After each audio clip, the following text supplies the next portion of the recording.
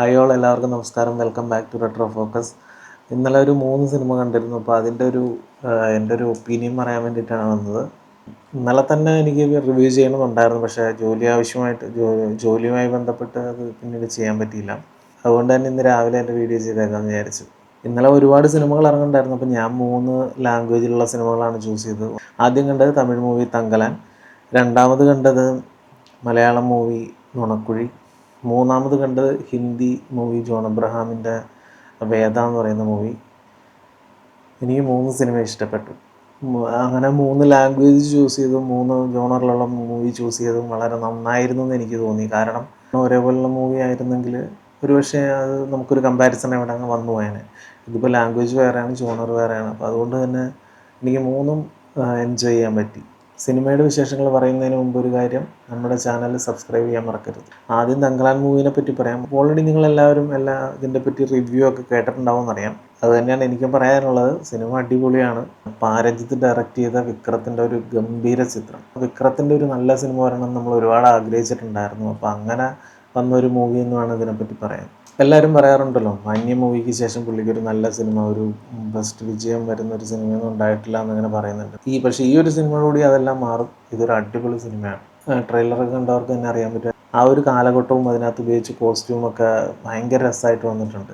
അപ്പോക്കാലിപ്റ്റ് എന്ന് പറയുന്ന മൂവീനെ ഒരു ഇൻസ്പയർ ചെയ്തിട്ടൊക്കെ ആയിരിക്കും അതിൻ്റെ ഒരു കോസ്റ്റ്യൂം കാര്യങ്ങളൊക്കെ വന്നേക്കാന്ന് പറയാം.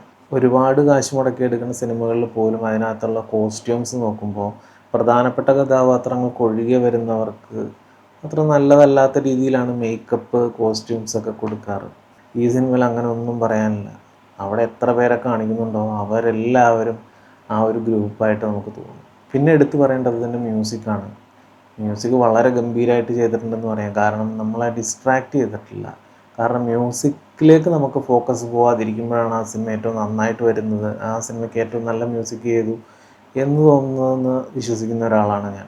അതുകൊണ്ട് തന്നെ നമ്മളെ ലിഫ്റ്റ് ചെയ്യേണ്ടടുത്ത് ലിഫ്റ്റ് ചെയ്യാനും ഹോൾഡ് ചെയ്യേണ്ടടുത്ത് ഹോൾഡ് ചെയ്യാനും ഒക്കെ ആ സിനിമയുടെ മ്യൂസിക് കൊണ്ട് സാധിച്ചിട്ടുണ്ടെന്നാണ് എനിക്ക് മനസ്സിലായത്. പിന്നെ അഭിനയത്തിൻ്റെ കാര്യങ്ങൾ പറഞ്ഞു കഴിഞ്ഞിട്ടുണ്ടെങ്കിൽ വിക്രത്തിൻ്റെ അഭിനയത്തിനൊന്നും പറ്റി നമ്മൾ പറയേണ്ട കാര്യമില്ല. അദ്ദേഹം ഒരുപാട് നല്ല സിനിമകളിൽ ഒരുപാട് കഷ്ടപ്പെട്ട് ഒരുപാട് നല്ല വേഷങ്ങൾ ചെയ്തിട്ടുള്ളതാണ്. അതിനുവേണ്ടി ഡെഡിക്കേറ്റഡ് ആയിട്ട് പല പരിപാടികളും ചെയ്തേക്കുന്ന ആളാണ്. പക്ഷേ സിനിമ ടോട്ടാലിറ്റിയിൽ അവിടം വരെ എത്താതെ പോയത് കൊണ്ട് സിനിമ ഫ്ലോപ്പ് ആയതൊക്കെ നമ്മൾ കണ്ടിട്ടുള്ളതാണ്. പക്ഷേ ഈ ഒരു സിനിമയുടെ കാര്യത്തിൽ അതെല്ലാം മാറി നിൽക്കുന്നുണ്ട്.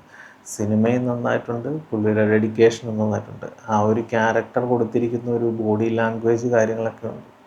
ഭയങ്കര സിക്സ് പാക്കുള്ള ഒരാളൊന്നുമായിട്ടല്ല, അത്യാവശ്യം ഒരു നോർമൽ ബോഡി ഷേപ്പുള്ള ഒരാൾ, പക്ഷേ കരുത്തനായിട്ടുള്ള ഒരാൾ. അതാണ് തങ്കലാൻ്റെ ഒരു ഫിസിക്ക് കൊടുത്തിരിക്കുന്നത്.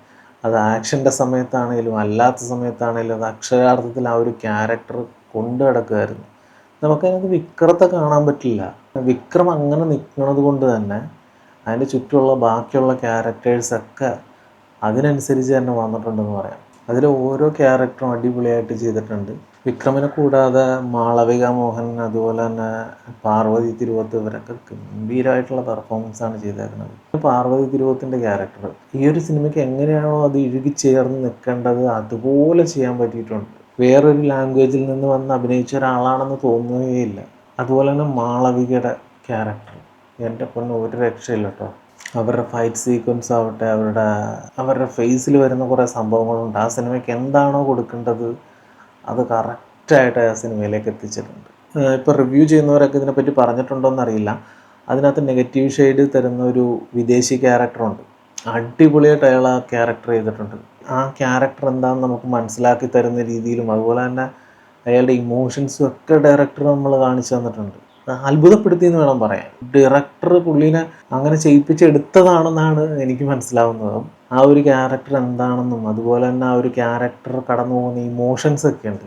അതൊക്കെ ഇതിനു മുമ്പ് പല സിനിമകളിൽ കണ്ടപ്പോഴും അതൊക്കെ ചില സമയത്ത് ഒരു കോമഡി പോലെ തോന്നിയിട്ടുണ്ടെങ്കിലും ഇവിടെ അത് ഭയങ്കരമായിട്ട് അടിപൊളിയായിട്ട് എനിക്ക് തോന്നി.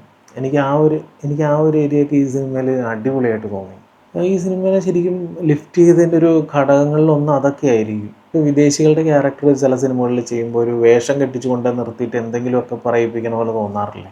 ഇതങ്ങനെയല്ല. ഇത് ശരിക്കും നമുക്ക് ആ ഒരു ഫീൽ കിട്ടിയെന്നുള്ളതാണ്. ഇപ്പോൾ സിനിമ കണ്ടു കഴിഞ്ഞവർക്ക് ഇത് മനസ്സിലാവും. പക്ഷേ സിനിമ കാണാത്തവർക്ക് അത് കണ്ടു കഴിഞ്ഞിട്ടുണ്ടെങ്കിൽ ഞാൻ ഈ പറഞ്ഞ എന്താണെന്ന് വ്യക്തമായിട്ട് മനസ്സിലാവും. പിന്നെ സപ്പോർട്ടിങ് ക്യാരക്ടേഴ്സൊക്കെ അടിപൊളിയായിരുന്നു. സിനിമ നമുക്ക് ചിന്തിച്ചെടുക്കാനൊക്കെ പറ്റും, അതിൻ്റെ അപ്പുറത്തേക്കുള്ള സിനിമയൊന്നുമല്ല. പക്ഷേ അത് എക്സിക്യൂട്ട് ചെയ്തേക്കുന്ന ഒരു രീതി ഉണ്ടല്ലോ, അതാണ് ഈ സിനിമയെ വേറിട്ട് നിർത്തുന്നതെന്ന് വേണം പറയാൻ. ഇതെന്തായാലും തിയേറ്ററിൽ തന്നെ പോയിരുന്ന് കാണേണ്ട ഒരു സിനിമയാണ്. അതുകൊണ്ട് തന്നെ എല്ലാവരും തിയേറ്ററിൽ പോയി കാണാൻ ശ്രമിക്കണം കേട്ടോ. രണ്ടാമത് കണ്ടത് നുണക്കുഴി എന്ന് പറയുന്ന സിനിമയാണ്. എനിക്ക് ഭയങ്കര ഇഷ്ടപ്പെട്ടു. ജിത്തു ജോസഫിൻ്റെ സിനിമ ആയതുകൊണ്ട് തന്നെ എനിക്ക് ഭയങ്കരമായിട്ട് പ്രതീക്ഷ ഉണ്ടായിരുന്നു. അത് തെറ്റിയില്ല, അടിപൊളി സിനിമ. ഈ വെട്ടം പോലത്തെ സിനിമകളുടെ ജോണറിലുള്ള സിനിമകൾ കോർത്തിണക്കുക, അതായത് ഒരുപാട് ഇൻസിഡൻറ്റുകൾ, ഒരുപാട് കഥകൾ എല്ലാം കൂടെ കോർത്തിണക്കി ഒരു സ്ഥലത്തേക്ക് കൊണ്ടുവരിക എന്ന് പറഞ്ഞു കഴിഞ്ഞാൽ സ്ക്രിപ്റ്റ് ചെയ്യാൻ തന്നെ ഭയങ്കര പാടായിരിക്കും. ആ സംഭവമൊക്കെ അടിപൊളിയായിട്ട് ചെയ്ത് അടിപൊളിയായിട്ട് ഈ സിനിമ അവസാനിപ്പിച്ചിട്ടുണ്ട്. അത് ഓരോ ക്യാരക്ടേഴ്സും അവർക്ക് കൊടുത്തിരിക്കുന്ന പരിപാടി അടിപൊളിയായിട്ട് ചെയ്തിട്ടുണ്ട്.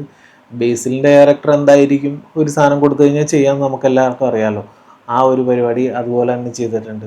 പിന്നെ എനിക്ക് രണ്ടാമത് പറയാനുള്ളത് മറ്റാരുമല്ല, ഗ്രേസ് ആൻ്റണിയുടെ ക്യാരക്ടറാണ്. പുള്ളിക്കാരത്തി ശരിക്കും പറഞ്ഞാൽ അടിപൊളി ഒരു ആക്ട്രസ്സാണ്. സത്യം പറഞ്ഞാൽ നമ്മുടെയൊക്കെ മനസ്സിൽ മുൻധാരണകളൊക്കെ ഉണ്ടാവും, അതെല്ലാം മാറ്റിമറിച്ചുകൊണ്ട് ഓരോ ദിവസവും ഓരോ സിനിമകളിലും വെച്ചടി മുന്നോട്ട് കയറിക്കൊണ്ടിരിക്കുന്ന ഒരു ആക്ട്രസ്സാണ് ഗ്രേസ് ആൻ്റണി. ഇതിനു മുമ്പ് കോമഡി ക്യാരക്ടറുകൾ ചെയ്തിട്ടുണ്ട്, അതുപോലെ തന്നെ സീരിയസ് ക്യാരക്ടറുകൾ ചെയ്തിട്ടുണ്ട്. ഈ ഒരു സിനിമയിൽ പറയുന്നത് ഇതൊരു കോമഡി ക്യാരക്ടർ എന്നുള്ള രീതിയിലല്ല, പക്ഷേ ഈ സിനിമ പറഞ്ഞിരിക്കുന്ന രീതി വെച്ചിട്ട് ഇവരുടെ പെർഫോമൻസ് കാണുമ്പോൾ അത് കോമഡിയിലേക്ക് വരുന്നതാണ്. അത് കുറച്ച് അങ്ങോട്ടും ഇങ്ങോട്ടും മാറിക്കഴിഞ്ഞാൽ പണി പാളും എന്നുള്ള പോലത്തെ ഒരു ക്യാരക്ടറാണ്. അത് ഭദ്രമായിട്ട് ചെയ്തിട്ടുണ്ടെന്ന് വേണം പറയാം. എൻ്റെ പൊന്നെ ഒരു രക്ഷയില്ല കേട്ടോ, എനിക്ക് ഭയങ്കരമായിട്ട് ഇഷ്ടപ്പെട്ടു. എനിക്കിതിനകത്ത് ഏറ്റവും നല്ലൊരു പെർഫോമൻസ് ആയിട്ട് തോന്നിയത് ഈ ഗ്രേസിൻ്റെ പെർഫോമൻസ് ആണ്. പിന്നെ ബൈജു ചേട്ടനുണ്ട്. എന്ത് രസമായിട്ടാണ് ആ ക്യാരക്ടർ, എത്ര സിമ്പിളായിട്ടാണ് ചെയ്തിരിക്കുന്നത്. പുള്ളി വന്നു കഴിയുമ്പോൾ അതെങ്ങനെയായിരിക്കും ഡീൽ ചെയ്യുക എന്നുള്ളത് നമുക്കറിയാം. ഒരു പോലീസുകാരൻ്റെ ക്യാരക്ടറാണ് ചെയ്തിരിക്കുന്നത്. ഇതിനകത്ത് അങ്ങനെ ഭയങ്കര തഗ്ഗൊന്നും അടിക്കുന്ന പോലീസുകാരനല്ല, പക്ഷേ ഒരു വളരെ സാധാരണക്കാരനായിട്ടുള്ള ഒരു അടിപൊളി പോലീസുകാരൻ. സംഭവം ഭയങ്കര രസമായിട്ട് ചെയ്തിട്ടുണ്ട്. സെക്കൻഡ് ഹാഫിലാണ് ബൈജു ചേട്ടൻ്റെ പരിപാടികളുള്ളത്. എന്തൊക്കെ ആ ഒരു ക്യാരക്ടറിന് കൊടുക്കാൻ പറ്റുമോ അതെല്ലാം കറക്റ്റായിട്ട് ആ സിനിമയിലുണ്ട്. അതെല്ലാം വൃത്തിയായിട്ട് ചെയ്തിട്ടുണ്ട്, നല്ല രീതിയിൽ എടുത്തു വെച്ചിട്ടുണ്ട്. പിന്നെ പറയാനുള്ള സിദ്ദിഖിൻ്റെ ക്യാരക്ടറാണ്. ഇപ്പോൾ എല്ലാവരും അതിനെപ്പറ്റി ഒരുപാട് സംഭവം പറയുന്നുണ്ടെങ്കിലും അതിനകത്ത് അങ്ങനെ അതിവ്യത്യസ്തത പരിപാടികളൊന്നുമില്ല. സിദ്ദിഖ് എങ്ങനെ ഈ ഒരു ക്യാരക്ടർ കൈകാര്യം ചെയ്യോ അതുപോലെ തന്നെ ചെയ്തിട്ടുണ്ട്. പുതുമകളൊന്നും തോന്നിയിട്ടില്ല. പക്ഷേ സിദ്ദിഖിന് സിമ്പിളായിട്ട് ചെയ്യാൻ പറ്റുന്ന ഒരു ക്യാരക്ടർ. സിദ്ദിഖിനെ കൂടാതെ ഇതിനകത്ത് മനോജ് കെ ജയനുണ്ട്, ബിനു പപ്പു ഉണ്ട്, അജു വർഗീസ് ഉണ്ട്, സൈജു കുറുപ്പുണ്ട്, അൽത്താഫ് ഉണ്ട്, സ്വാസിക ഉണ്ട്. അങ്ങനെ കുറച്ച് ക്യാരക്ടേഴ്സ് എല്ലാം ഉണ്ട്. ഇങ്ങനെ കുറേ ക്യാരക്ടേഴ്സ് ഉണ്ട്. ഈ ക്യാരക്ടേഴ്സിൻ്റെ എല്ലാം ഓരോ സ്റ്റോറികളുണ്ട്.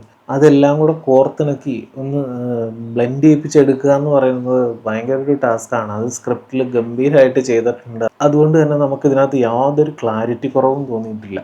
സാധാരണ ഇതുപോലെ ഒരുപാട് കഥകളൊക്കെ കോർത്തിണക്കാൻ പോകുമ്പോൾ പല സ്ഥലത്തുനിന്നും കൂട്ടിമുട്ടാൻ പ്രയാസപ്പെടുന്നതും നല്ല ക്ലാരിറ്റി ഇല്ലാതെ വരുന്നതൊക്കെ നമ്മൾ കാണുന്നതാണ്.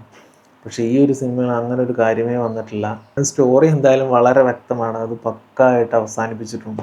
അതുകൊണ്ട് തന്നെ എല്ലാവർക്കും കാണാൻ വേണ്ടിയിട്ട് റെക്കമെൻഡ് ചെയ്യാൻ പറ്റുന്ന ഒരു സിനിമ തന്നെയാണ്. അപ്പോൾ എല്ലാവരും തിയേറ്ററിൽ തന്നെ പോയി കാണാൻ ശ്രമിക്കുക. മൂന്നാമതായിട്ട് കണ്ട മൂവി വേദയാണ്. ജോൺ അബ്രഹാം ലീഡ് റോൾ ചെയ്യുന്ന മൂവിയായിരുന്നു. എനിക്ക് ആ മൂവിയും ഭയങ്കര ഇഷ്ടപ്പെട്ടു. ജോൺ അബ്രഹാമിനെ കൂടാതെ തമന്നയുണ്ട്. പക്ഷേ ലീഡിംഗ് ആയിട്ടുള്ളൊരു ഫീമെയിൽ ക്യാരക്ടർ ചെയ്തിരിക്കുന്നത് ഷർവാരിയാണ്. ജോൺ അബ്രഹാം ഈ ഒരു സിനിമയിൽ എന്ത് ചെയ്യുന്നു അതിൻ്റെ തന്നെ ഒപ്പം ചെയ്തിരിക്കുന്ന മറ്റൊരു ക്യാരക്ടറാണ് ഈ ഷർവാരിയുടെ ക്യാരക്ടർ. പിന്നെ ഇതിനകത്ത് രണ്ട് വില്ലന്മാരെ കാണിക്കുന്നുണ്ട്. മെയിൻ വില്ലൻ അഭിഷേക് ബാനർജിയാണ്. പാതാളലോകിലൊക്കെ ഉണ്ടാകുന്ന അഭിഷേക്. പുള്ളി ഈ പരിപാടി എങ്ങനെ ചെയ്യുമെന്ന് അറിയാമല്ലോ. ആ ഒരു ലെവലിൽ തന്നെ പുള്ളി എങ്ങനെ ഒരു വൃത്തികെട്ടവനായിട്ട് ചിരിച്ചുകൊണ്ട് പരിപാടി ചെയ്യുമല്ലോ, ആ ഒരു സംഭവം ചെയ്തിട്ടുണ്ട്. മിലിറ്ററിയിലൊരു മേജർ ആയിരുന്നിട്ട് കോർട്ട് മാർഷൽ ചെയ്യപ്പെട്ട ഒരു വ്യക്തിയായിട്ടാണ് ജോൺ അബ്രഹാം ഇതിൽ കാണിക്കുന്നത്. അതിൻ്റെയും സ്റ്റോറി തുടക്കം തന്നെ കാണിക്കുന്നുണ്ട്. അതൊക്കെ അടിപൊളിയായിട്ട് ചെയ്തിട്ടുണ്ട്. ഇതിനകത്ത് ആക്ഷൻ സീക്വൻസുകളും അതിനോടൊപ്പം തന്നെയുള്ള ഈ വെടിവെപ്പുകൾ പരിപാടികളും ഒക്കെ അടിപൊളിയായിട്ട് ചെയ്തിട്ടുണ്ട്. സിനിമ നമുക്ക് ഒട്ടും ലാഗടിക്കാതെ തന്നെ ഫുൾ ടൈം ഇരുന്ന് കാണാൻ പറ്റുന്ന ഒരു സിനിമയായിരുന്നു. അങ്ങനെ ഒരു മേക്കിംഗ് ഇതിനകത്തേക്ക് കൊണ്ടുവന്നത് നിഖിൽ അദ്വാനി എന്ന് പറയുന്ന ഒരു ഡയറക്ടറാണ്. ഈ ഒരു സിനിമ അങ്ങനെ ഒരു ലെവലിലേക്ക് ആക്കിയത് നിഖിൽ അദ്വാനിയുടെ ഒരു മികവ് കൊണ്ട് തന്നെയാണെന്ന് വേണം പറയാൻ. കാരണം ഇതിനകത്ത് ലാഗൊക്കെ അടിച്ചേക്കാവുന്ന രീതിയിലുള്ളൊരു പ്ലോട്ട് തന്നെയാണ്. നമ്മൾ ഇതിനു മുമ്പ് കണ്ട് പഴകിയിട്ടുള്ള പ്രമേയങ്ങളൊക്കെയാണ്. പക്ഷേ ഇത് എക്സിക്യൂട്ട് ചെയ്തിരിക്കുന്നത് നേരത്തെ പറഞ്ഞ പോലത്തെ രണ്ട് ക്യാരക്ടറുകളിലൂടെയാണ്. അതുകൊണ്ട് തന്നെ ഈ സിനിമയ്ക്ക് നമുക്കൊരു ഫ്രഷ്നെസ് തോന്നും. ഈ ഒരു സിനിമയുടെ സബ്ജക്റ്റ് എന്താണെന്ന് പറയുന്നില്ല, പക്ഷേ അത് തിയേറ്ററിൽ തന്നെ പോയിരുന്ന് കാണുന്നതായിരിക്കും നല്ലത്. ഇതിനകത്ത് സബ്ജക്റ്റിലല്ല പുതുമ, ആ ഒരു സബ്ജക്റ്റ് മേക്ക് ചെയ്തിരിക്കുന്ന രീതി അത് ഭയങ്കര ഫ്രഷായിട്ട് എനിക്ക് തോന്നി. അതിൻ്റെ ഒരു ക്ലൈമാക്സിലേക്കൊക്കെ കൊണ്ടുവന്ന് എത്തിക്കുന്ന ഒരു രീതി സ്ഥിരം പാറ്റേണിൽ നിന്ന് വ്യത്യസ്തമായിട്ടുള്ളൊരു സംഭവമാണ്. ഈ ജോൺ അബ്രഹാമിൻ്റെ ക്യാരക്ടർ നോക്കിയിട്ടുണ്ടെങ്കിൽ അയാൾ ഒരിക്കലും ഒരു ആർമിമാനായിരുന്നു. അത് ജീവിതാവസാനം വരെ അങ്ങനെ ആയിരിക്കും എന്നുള്ള രീതിയിൽ തന്നെയാണ് ആ ഒരു ക്യാരക്ടർ പോയിരിക്കുന്നത്. അത് അടിപൊളിയായിട്ടാണ് ജോൺ അബ്രഹാം ചെയ്തേക്കുന്നത്. ആ ഒരു ക്യാരക്ടർ എന്താണോ ഉള്ളിൽ ക്യാരി ചെയ്തുകൊണ്ട് നടക്കുന്നത് അത് വൃത്തിയായിട്ട് ജോൺ അബ്രഹാമിന് കാണിച്ചു തരാൻ പറ്റിയിട്ടുണ്ട്. അതുപോലെ തന്നെ ഫീമെയിൽ ക്യാരക്ടർ ചെയ്ത ഷർവാരി, സിനിമയിൽ ആ ഒരു ക്യാരക്ടറിന് എന്താണോ കൊടുക്കേണ്ടത് അതല്ല എന്ന് പറയില്ല, ആ രീതിയിലാണ് പെർഫോം ചെയ്ത് വെച്ചേക്കുന്നത്. ബോളിവുഡിൽ ഒരുപാട് മാസ് മസാല ചിത്രങ്ങളൊക്കെ ഇറങ്ങുമ്പോൾ ഇതുപോലത്തെ സിനിമകളാണ് സാധാരണയായിട്ട് വിജയിക്കാറുള്ളത്. അപ്പം അങ്ങനെ ഒരു കാറ്റഗറിയിലുള്ളൊരു സിനിമയാണ് ജോൺ അബ്രഹാമിൻ്റെ സിനിമകൾ. എത്രത്തോളം ആളുകൾ കാണുമെന്നുള്ളത് അറിയാൻ പാടില്ല, പക്ഷേ ഈ സിനിമ ഒരു അടിപൊളി സിനിമയാണ്. ആരും മിസ്സാക്കാതിരിക്കുക എന്നുള്ളതാണ് എനിക്ക് പറയാനുള്ളത്. നമുക്ക് തിയേറ്ററിൽ പോയിരുന്ന് ബോറടിക്കാതെ ഒരു സിനിമ കാണേണ്ട ഒരു പരിപാടി ഉണ്ടല്ലോ. ഞാൻ ഈ സിനിമ കണ്ടത് 2 സിനിമകൾ കണ്ടതിന് ശേഷം 3ാമത്തെ സിനിമയായിട്ടാണ്. എന്നിട്ട് പോലും ഞാൻ ഇതിൽ നിന്ന് ഡിസ്ട്രാക്റ്റ് ആയില്ല. എനിക്ക് അതുപോലെ ഇരുന്ന് ഈ സിനിമ കാണാൻ പറ്റി. ഒരുപാട് ഞാനിട്ട് വലിച്ചു നീട്ടുന്നൊന്നുമില്ല. ഏതായാലും ഈ സിനിമ എനിക്ക് ഇഷ്ടപ്പെട്ട ഒരു സിനിമയാണ്. ഞാനത് മറ്റുള്ളവർക്ക് റെക്കമെൻഡ് ചെയ്യാൻ ആഗ്രഹിക്കുന്ന ഒരു സിനിമയാണ്. അപ്പോൾ എന്തായാലും നിങ്ങളും ഈ സിനിമയൊന്ന് കാണാൻ ശ്രമിക്കണം. അപ്പോൾ ഇതൊക്കെയാണ് 3 സിനിമകളിലെയും വിശേഷങ്ങൾ. എനിക്ക് 3 സിനിമകൾ ഇഷ്ടപ്പെട്ടു. ഞാൻ 3 സിനിമയും നിങ്ങൾക്ക് റെക്കമെൻഡ് ചെയ്യുന്നുണ്ട്. ഇതിനകത്ത് തമിഴ് സിനിമ നിങ്ങൾക്ക് കാണണം, വിക്രമിൻ്റെ സിനിമ കാണണം എന്ന് ആഗ്രഹമുള്ളവർ തങ്കലം കാണാം. അതുപോലെ തന്നെ തമിഴ് വേണ്ട, മലയാള സിനിമ കാണണം, ഒരു തമാശ ഉള്ള ഒരു സിനിമ കാണണം എന്ന് ആഗ്രഹിക്കുന്നവർക്ക് നുണക്കുഴി തീർച്ചയായിട്ടും പോയി കാണാം. അതുപോലെ തന്നെ ഹിന്ദി സിനിമ, ഒരു ആക്ഷൻ സിനിമ, ഒരു ഡെപ്തുള്ള ഒരു സബ്ജക്റ്റ് പറയുന്ന ഒരു സിനിമ കാണണം എന്ന് ആഗ്രഹിക്കുന്നവർക്ക് വേദയും പോയി കാണാം. ഇത്രയൊക്കെയാണ് ഞാൻ കണ്ട 3 സിനിമയുടെ വിശേഷങ്ങൾ. മറ്റൊരു വീഡിയോയും പിന്നീട് കാണാം. താങ്ക്